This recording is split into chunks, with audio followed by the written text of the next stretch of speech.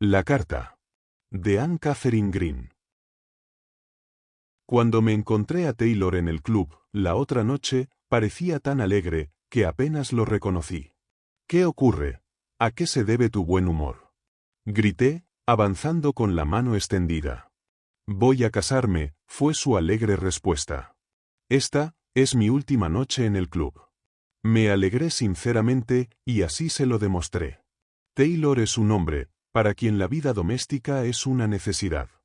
Nunca se ha sentido a gusto con nosotros, los solterones del club, aunque todos lo queríamos, y él, a su manera, nos quería a nosotros. ¿Y quién es la afortunada dama?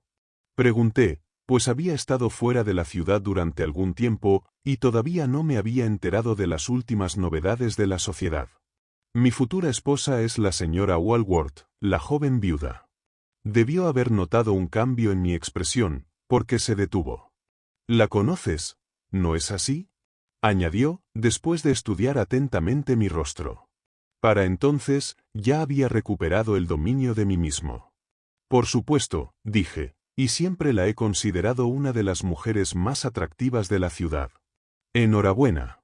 Pero mi corazón estaba oprimido y mi mente perpleja, a pesar de la cordialidad forzada de mi tono, y aproveché la primera oportunidad para retirarme a solas y pensar sobre la situación.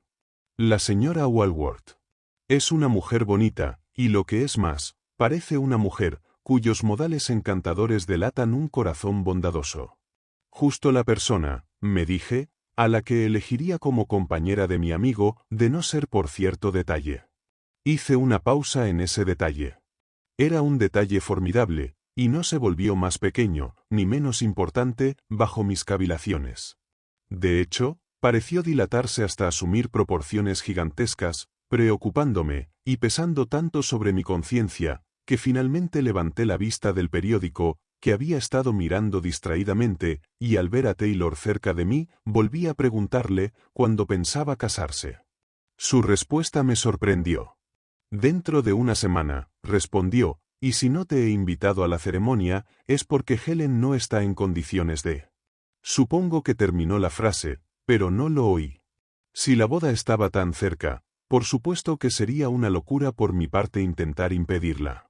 Me detuve por segunda vez. Pero no podía quedarme tranquilo.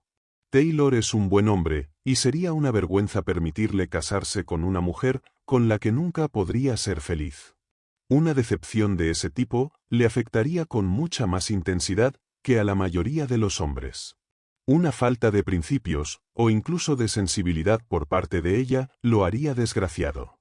Tenía razón entonces, al dejarle seguir adelante con sus intenciones respecto a la señora Walworth, cuando posiblemente ella era la mujer que yo sospechaba. Hice una pausa, y traté de evocar su rostro ante mí. Era dulce, y posiblemente sincero.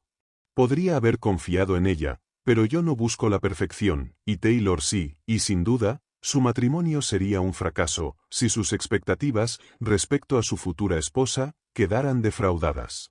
Pero en tan solo una semana, iba a celebrarse la boda, y era, por tanto, demasiado tarde para interferir, solo que nunca es demasiado tarde, hasta que la cosa está hecha.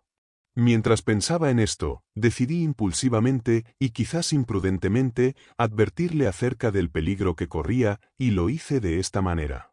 Taylor, le dije, tras llevarle a mi habitación, para hablar en privado. Voy a contarte algo de mi historia personal, lo suficientemente curioso, como para interesarte, incluso en vísperas de tu boda. No sé cuándo volveré a verte, y me gustaría que supieras de qué modo se puede engañar a veces a un hombre, aunque éste sea abogado y hombre de mundo. Él asintió, aceptando la situación con buen humor, aunque por la abstracción con la que miraba el fuego, comprendí que tendría que ser muy interesante para apartarlo de los pensamientos que lo absorbían. Una mañana de la pasada primavera, recibí en el correo matutino una carta, cuya delicada caligrafía atrajo inmediatamente mi atención y despertó mi curiosidad. Al fijarme en la firma, leí el nombre de una joven amiga mía, y me sorprendió un tanto el recibir una misiva suya, ya que nunca antes me había escrito. Leí la carta con un interés, que pronto se tornó doloroso, al darme cuenta del tenor de su contenido. No citaré la carta, sino que me limitaré a decir que después de un modesto reconocimiento de mi amistad hacia ella, una amistad bastante paternal, se lo aseguro, ya que ella solo tiene 18 años y yo, como usted sabe, estoy cerca de cumplir 50, procedió a pedirme con un espíritu humilde y confiado un préstamo de $100. Una petición así, viniendo de una joven de buena familia y con todas las señales visibles de ser generosamente provista por su padre, fue ciertamente sorprendente, para un viejo soltero de costumbres establecidas y estrictas, como yo. Pero recordando su juventud y la inocencia infantil de sus modales, pasé la página y descubrí la razón de tan insólita petición. Según me decía, tenía interés en ayudar a cierta familia necesitada, proporcionándoles comida, ropa y medicinas, pero no podía hacerlo, ya que se había gastado toda su asignación, más el dinero que su padre le había dado para tales fines, y no se atrevía a acudir a él para obtener más. Al parecer, a su padre no le agradaban demasiado aquellas tendencias altruistas de su hija, y ella temía que si insistía en sus demandas, su padre llevaría a cabo la amenaza que le había hecho de suspender su asignación por completo. Pero aquella familia necesitaba realmente su ayuda, y ella no podía ver a ninguno de sus miembros morir de hambre.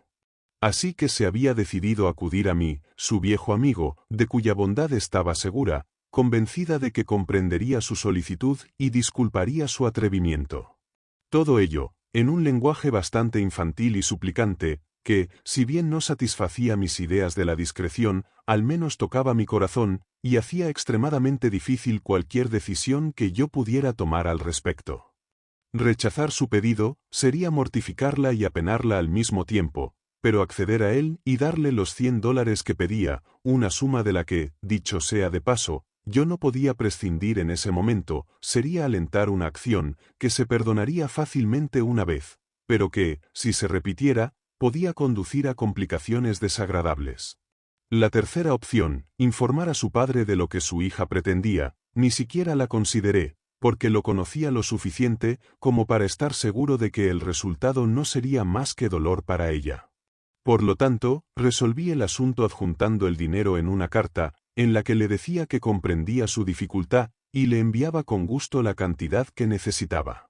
Pero como amigo, debía agregar que, si bien en el presente caso, no había corrido ningún riesgo de ser malinterpretada o censurada, una solicitud así, hecha a otro hombre, y en otras circunstancias, podría provocar una sorpresa, capaz de llevar a las más desagradables consecuencias.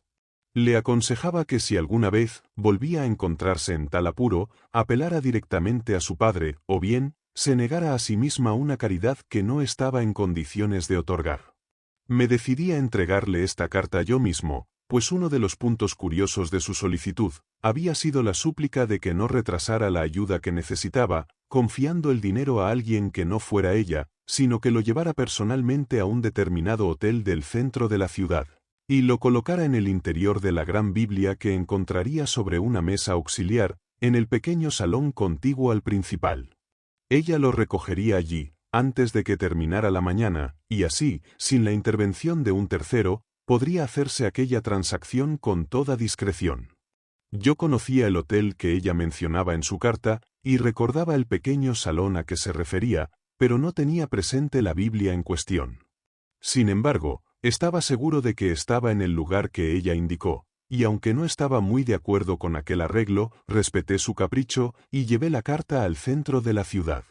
Había llegado a Main Street y tenía a la vista el hotel designado, cuando de repente, en la esquina opuesta de la calle, vi a la joven en persona.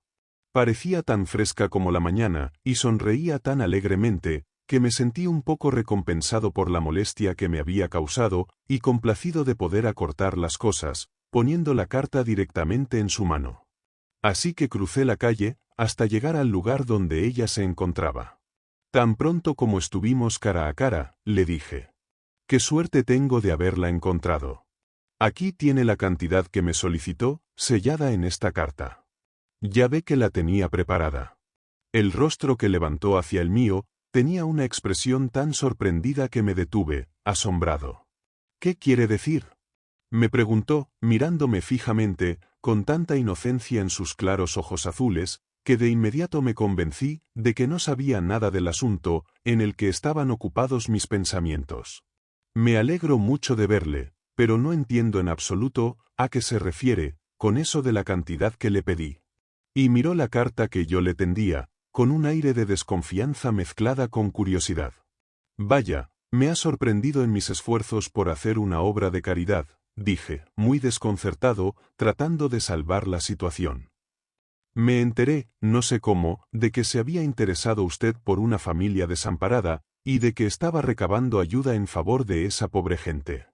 Ella abrió aún más sus grandes ojos azules. Yo siempre me intereso por los pobres, respondió con cierta frialdad, pero no conozco ninguna familia en particular que necesite la ayuda que usted insinúa. Si la conociera, papá me daría la ayuda que necesito. Me alegró mucho oírla decir esto, porque quiero mucho a mi joven amiga, pero también me indignó profundamente pensar que una persona desconocida se había aprovechado de mi afecto por esta joven para sacarme dinero. Por lo tanto, después de las debidas disculpas, me separé de ella y me apresuré a venir al club, donde uno de sus empleados, según tengo entendido, había sido en el pasado un miembro de confianza de la policía. Sin contarle más de la historia, de lo que era necesario, me aseguré la cooperación de este hombre en el plan que yo había elaborado para descubrir al autor del fraude. Primero extraje los billetes de banco del sobre donde los había introducido y puse en su lugar trozos rígidos de papel manila. Después, llevé el sobre al hotel ya mencionado y lo coloqué en los primeros capítulos de la Biblia, tal como se había acordado. No había nadie en ninguno de los salones cuando entré, y solo me encontré con un botones al salir, pero en la puerta me crucé con un joven, al que estrictamente me abstuve de saludar, pero que reconocí como al empleado del hotel, que iba a ayudarme en mis indagaciones y que venía a ocupar un lugar desde donde pudiera vigilar el salón y anotar quién entraba en él. Al mediodía, volví al hotel, pasé inmediatamente al pequeño salón y examiné la Biblia. La carta había desaparecido. Al salir de la habitación, se me unió de inmediato mi detective. ¿Se han llevado la carta?, preguntó con ansiedad. Yo asentí. Su frente se llenó de arrugas, parecía preocupado y perplejo al mismo tiempo. No lo entiendo, comentó. He visto a todos los que han entrado en esa habitación desde que usted la dejó, pero no sé quién se llevó la carta. Verá, continuó, mientras yo lo miraba fijamente, tuve que quedarme aquí afuera. Si hubiera entrado en el salón, habría podido descubrir quién abrió la Biblia y se llevó la carta, pero solo pude vigilar la puerta desde lejos. Parecía avergonzado, y yo lo tranquilicé. Nadie entró ni salió de esa habitación a quien usted hubiera querido que siguiera, continuó. Habría creído que perdía el tiempo, si hubiera dado un paso detrás de cualquiera de ellos. Pero, ¿quién entró en esa habitación?, pregunté, impaciente ante su indecisión. Solo 3 personas esta mañana, respondió. Probablemente las conoce usted. Y mencionó primero a la señora Couldock. Taylor, que me prestaba la atención superficial de un hombre preocupado, sonrió con franqueza al oír aquel nombre. Por supuesto, ella no tiene nada que ver con un asunto tan desagradable, observó. Por supuesto que no, repetí. Tampoco parece probable que la señorita Davis pudiera estar involucrada en el asunto. Sin embargo, mi detective me dijo que ella fue la siguiente persona que entró en el salón. No conozco tan bien a la señorita Davis, comentó Taylor despreocupadamente. Pero yo sí, dije, y estoy seguro de que esta noble mujer es incapaz de un acto deshonroso. ¿Y quién fue la tercera persona que mencionó tu detective?, preguntó Taylor. Me levanté y crucé la sala. Cuando le di la espalda, dije en voz baja. Era la señora Walworth. Tu prometida. El silencio que siguió fue muy doloroso. No quise romperlo, y él, sin duda, se sintió incapaz de hacerlo. Debieron pasar 5 minutos, antes de que ninguno de los dos hablara. Entonces, de repente, gritó. ¿Dónde está ese detective? Quiero verlo. Déjeme que hable yo con él, dije. No quisiera que Sadly, por discreto que lo considere, supiera que tienes algún interés en este asunto. Taylor se levantó y se acercó a mí. ¿Crees, dijo, que ella, la mujer con la que estoy a punto de casarme, es la que te escribió esa carta infame? Yo le miré cara a cara. No me siento capaz de decidir nada al respecto, respondí. Sin duda, una de esas tres mujeres sacó mi carta de la Biblia, donde la había dejado, pero no me atrevo a conjeturar cuál de ellas escribió la carta, haciéndose pasar por mi joven amiga. Usted dice que no fue la señora Couldock, yo digo que no fue la señorita Davis, ¿entonces? Él me interrumpió impetuosamente. ¿Tienes la carta? Preguntó. La tenía y se la mostré. No es la letra de Helen, dijo, tras echarle un vistazo. Tampoco es la letra de la señora Couldock, ni la de la señorita Davis. Me miró por un momento de una manera salvaje. ¿Crees que consiguió que alguien la escribiera por ella? Exclamó. ¿Helen? ¿Mi Helen? Eso es imposible, completamente imposible. Huntley, amigo mío, el hecho de haber enviado una carta como esa, en nombre de una joven inocente, con el objeto de obtener dinero, o por algún otro oscuro motivo, es un signo de egoísmo frío y calculador, estrechamente relacionado con la depravación. Y mi Helen es un ángel, o eso es lo que siempre he pensado. La profundidad con que su voz se hundió en la última frase, mostró que, a pesar de toda su aparente confianza, no estaba libre de dudas. Empecé a sentirme muy incómodo, y como no sabía qué consuelo ofrecerle, me aventuré a sugerirle que fuera a ver a la señora Walworth, y le preguntara con franqueza si había estado en el hotel de Main Street ese día, y en caso afirmativo, si había visto una carta dirigida a la señorita X sobre la mesa del pequeño salón. La respuesta de Taylor demostró hasta qué punto comenzaba a tambalearse la confianza en su prometida.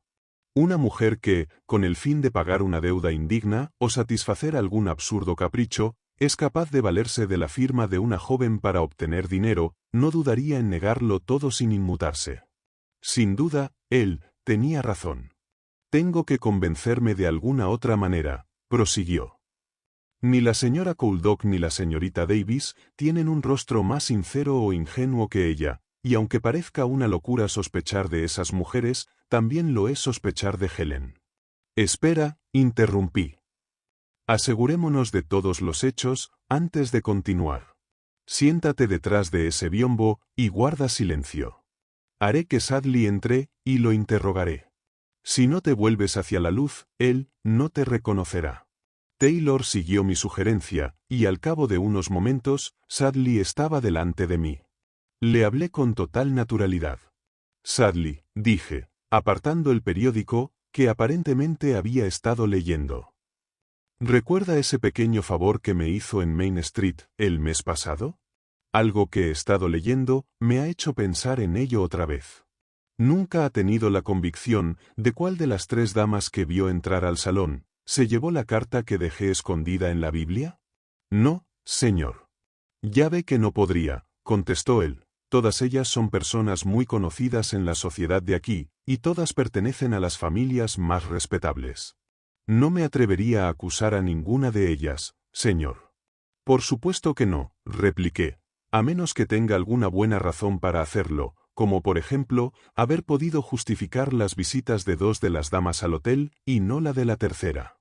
Las tres damas tenían un buen pretexto para estar allí, repuso Sadly. La señora Couldock le dio su tarjeta al botones, antes de entrar en el salón, y se fue tan pronto como él, regresó con la noticia de que la dama a la que había ido a ver no estaba. La señorita Davis no le dio ninguna tarjeta, pero preguntó por una señorita Donahue, según creo recordar, y no se quedó ni un momento, después de que le informaron que esa dama había abandonado el hotel. ¿Y la señora Walworth? Pregunté con cierta ansiedad. Llegó de la calle ajustándose el velo, y al mirar a su alrededor en busca de un espejo, la llevaron al salón, al que entró de inmediato. Se quedó allí solo un momento, y cuando salió, se fue directamente a la calle, donde la esperaba un coche. Estas palabras me desconcertaron. El espejo estaba justo encima de la mesita del salón, pero logré comentar con indiferencia. ¿No pudo ver si alguna de estas tres mujeres abrió la Biblia? No, no podía hacerlo sin parecer indiscreto. Suspiré y despedí al hombre. Cuando se fue, me acerqué a Taylor. No puede ayudarnos en nada, dije. Mi amigo ya estaba en pie, y tenía un aspecto muy preocupado. Solo me queda una cosa por hacer, observó.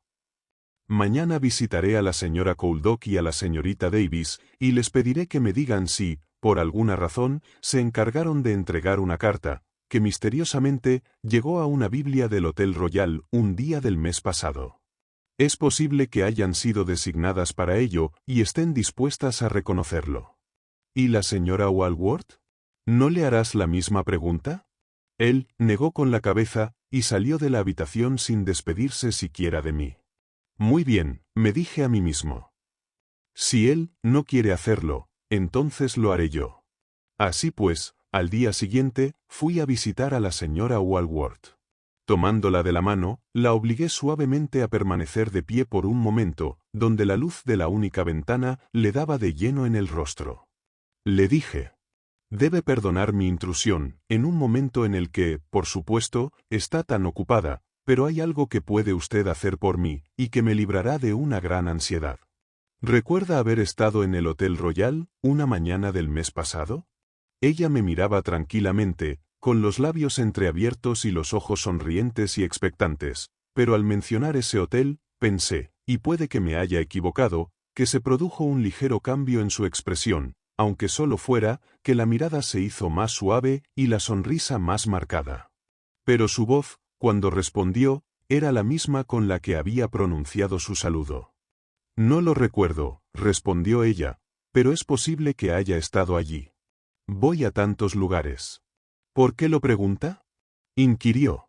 Porque si usted estuvo allí esa mañana, y me han dicho que estuvo allí, es posible que pueda resolver una cuestión que me tiene muy desconcertado. Todavía tenía la misma mirada dulce e inquisitiva en su rostro, solo que ahora había una pequeña arruga de asombro o interés entre sus ojos. Tenía asuntos que atender en ese hotel esa mañana, continué. Había dejado una carta para una joven amiga mía, en la Biblia que está sobre la mesita del salón interior, y como ella nunca la recibió, me vi obligado a hacer todo tipo de averiguaciones, con la esperanza de encontrar alguna explicación al hecho. Como usted estaba allí en ese momento, es posible que haya visto algo que me pueda ayudar. ¿No es posible, señora Walworth? Su sonrisa, que se había desvanecido, reapareció. En los labios, que tanto admiraba Taylor, se hizo visible un pequeño mohín, que la hizo parecer aún más encantadora. Ni siquiera recuerdo haber estado en ese hotel, protestó. ¿Dijo el señor Taylor que yo estuve allí? Preguntó, con esa mirada de exquisita ingenuidad que la pronunciación del nombre de su futuro esposo suele suscitar en el rostro de una novia. No, respondí con gravedad. Lamentablemente, el señor Taylor no estaba con usted esa mañana. Ella parecía sorprendida. ¿Lamentablemente? Repitió. ¿Qué quiere decir usted con esa palabra? Y se apartó, al parecer muy disgustada. Yo esperaba una reacción semejante y no me tomó por sorpresa. Quiero decir, dije con calma, que si Taylor hubiera estado allí con usted esa mañana, ahora podría hacerle a él mis preguntas, en lugar de quitarle tiempo a usted e interrumpir sus asuntos con mis importunidades. No entiendo, ¿qué es lo que quiere usted de mí, exactamente? Hable más claro, dijo ella con seriedad. Yo fui igualmente enfático en mi respuesta. De acuerdo. Usted quiere saber por qué la molesto con este asunto. Pues bien, porque esta carta de la que hablo fue sacada de su escondite por alguien que entró en el salón del hotel entre las 10:30 y las 12 horas. Y como sé con certeza que solo 3 personas cruzaron su umbral esa mañana, en ese momento en particular, naturalmente apelo a cada una de ellas por turno, para que me den una respuesta al problema que me preocupa. Usted conoce a la señorita Newman. Al ver por casualidad una carta dirigida a ella, dentro de una Biblia en un hotel extraño, usted podría haber considerado su deber sacarla y llevársela. Quizá lo hizo y la perdió. Pero no lo hice, interrumpió ella con vehemencia. No sé nada de esa carta, y si no hubiera declarado con tanta convicción que yo estaba en ese hotel ese día concreto, también me sentiría tentada a negarlo, porque no recuerdo haber estado allí el mes pasado. ¿No entró usted en el salón del hotel, con el propósito de arreglar el velo de su sombrero? Sí, ahora que lo menciona, es posible, dijo, pero como quien recuerda un hecho olvidado, no como quien es cogido en falta. Comencé a pensar que era inocente, y perdí algo de la tristeza que me oprimía. ¿Se acuerda ahora?, dije. Sí, lo recuerdo, contestó sin titubeo alguno. Su actitud fue tan clara, que sus confesiones se detuvieron allí. Comprendí que sería inútil aventurarme más. Si era inocente, no podría decir más. Si era culpable, no querría hacerlo. Por eso, sintiendo que mi creencia se inclinaba a favor de la primera hipótesis, tomé de nuevo su mano y le dije: «Veo que no puede ayudarme. Lo siento, porque toda la felicidad de un hombre, y quizá también la de una mujer, depende de que se descubra quién sacó la carta de la Biblia, donde la había escondido, aquella desafortunada mañana». Y tras hacer otra reverencia, me disponía a marcharme, cuando ella me agarró del brazo impulsivamente. «¿A qué hombre se refiere?», susurró. Y en un tono aún más bajo, dijo: «¿Y a qué mujer?». Me volví y la miré. Dios mío, pensé. ¿Puede un rostro así ocultar un corazón egoísta e intrigante?